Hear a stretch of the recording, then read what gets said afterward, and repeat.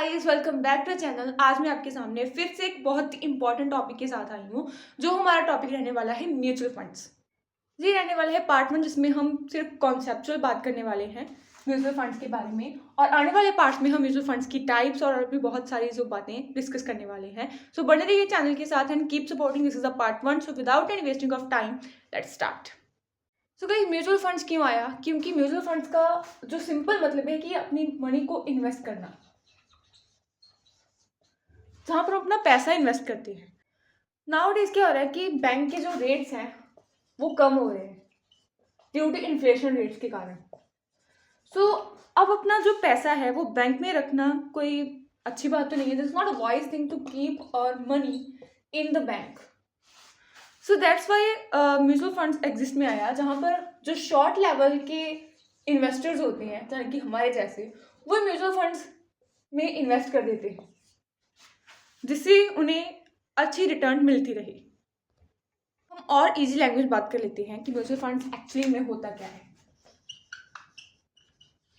Mutual fund simply means invest और money. You can also note down banks rates have now fallen.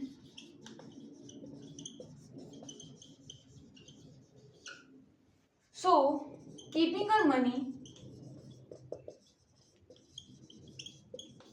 in the banks is not the right thing, right or wise thing.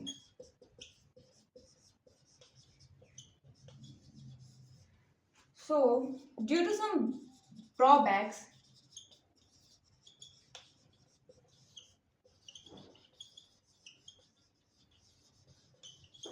we invest in mutual funds.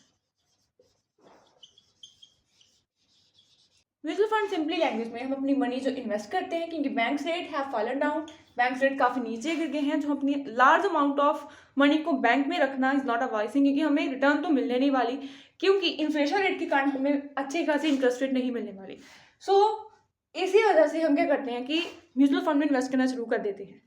अब आप सबके दिमाग में एक question तो आ रहा होगा कि जब इन्वेस्ट ही करना है तो हम स्टॉक मार्केट में क्यों नहीं कर सकते, म्यूचुअल फंड में क्यों?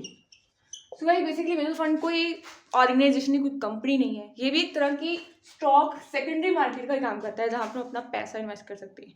सो अगर आपके मन में ये सवाल है कि स्टॉक मार्केट में क्यों इन्वेस्ट नहीं कर सकते, म्यूचुअल फंड में क्यों, तो ये कि स्टॉक मार्केट में वो लोग इन्वेस्ट करते हैं कि जिन्हें बहुत बहुत बड़ी बड़ी बिग और ऑर्गेनाइजेशन जो होती हैं वो स्टॉक मार्केट इन्वेस्ट करती हैं। सो हमारे जो शॉर्ट लेवल के जो इन्वेस्टर्स होते हैं, उनके लिए टफ हो जाता है स्टॉक मार्केट में इन्वेस्ट करना। So mutual fund basically guidelines provide करते हैं कि हम कहाँ इन्वेस्ट करें, वेयर टू इन्वेस्ट और नॉट, और कहाँ नहीं करें और वेयर नॉट, कि कहाँ करना है कहाँ नहीं करना। ये हमें म्यूचुअल फंड गाइडलाइंस करते हैं कि जो शॉर्ट इन्वेस्टर्स होते हैं या फिर स्मॉल इन्वेस्टर्स।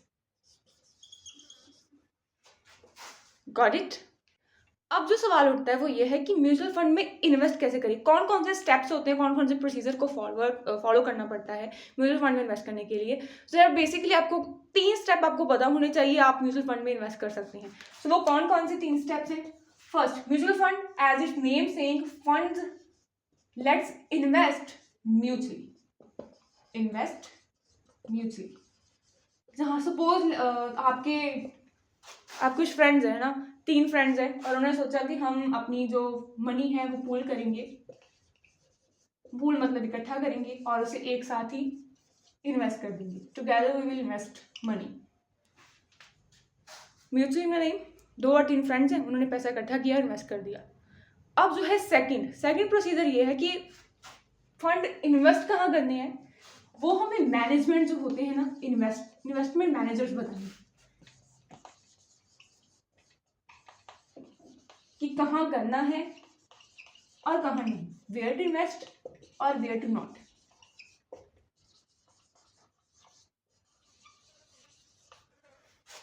इतना स्टेप समझ आ गया। अब हम अगले स्टेप की बात करते हैं।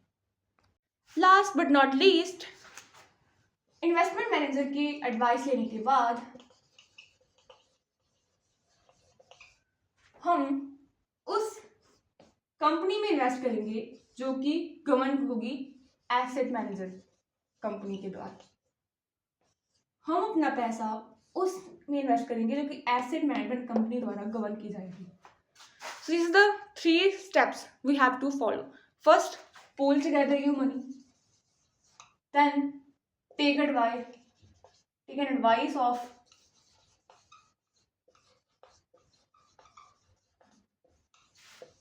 investment manager, yeah, asset management company के द्वारा जो ऑर्गेनाइजेशन गवर्न की जाएगी उसमें हम अपना पैसा इन्वेस्ट करेंगे। सो इन नटशेल, इन कंक्लूजन हम ये कह सकते हैं कि ये जो म्यूचुअल फंड्स है वो क्या करता है, स्टॉक टुगेदर करता है, stock together from different companies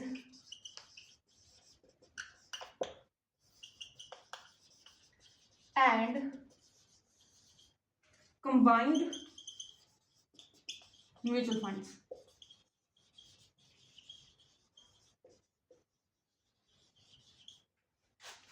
I know इन्हें नोट करना नोटबुक पे थोड़ा फनीयर होगा। आप क्या कर सकते हैं, की पॉइंट लिख सकते हैं। जैसे मैंने बोला कि म्यूचुअल फंड क्यों चाहिए, और फिर मैंने बोला उसके स्टेप्स प्रोसीजर कौन से इन्वॉल्व होते हैं, और मैंने बहुत सारी बातें पहले भी बताई हैं म्यूचुअल फंड्स के बारे में। आप उनके की पॉइंट लिख सकते हैं। लेकिन फिर भी अगर आपको नोट्स चाहिए तो please comment down if you want the complete notes of mutual fund concept, then I will provide you. So please बने रहिए मेरे चैनल के साथ। And this is the part 1 that is conceptual video of mutual fund. And आने वाले हम अगले videos में इसके टाइप्स के बारे में बात करेंगे, इसके ड्रॉबैक्स और इसके लिमिटेशन, एडवांटेजेस की बात करेंगे। और फिर हम बात करेंगे कि जो SBI सेबी की गाइडलाइंस के अकॉर्डिंग म्यूचुअल फंड्स कैसा होना चाहिए। So thank you, have a nice day and happy Diwali to all of you guys. Stay blessed, stay happy.